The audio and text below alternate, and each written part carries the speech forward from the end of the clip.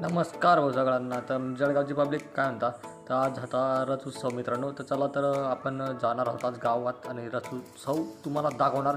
आणि कसं गर्दी बघायची असेल तर शेवटपर्यंत बघा. नक्कीच चला तर फॉलो करायला विसरू नका जळगावची पब्लिक.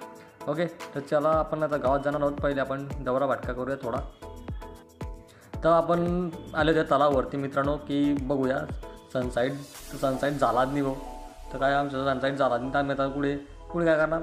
काहीच नाही. बघा सूर्य दिसत नाही. मग बुवा आपण आले भाऊच्या उद्यानमध्ये. भाऊ बोले की उद्यानमध्ये या म्हणे, थोडीफार फेरी मारायची म्हणे.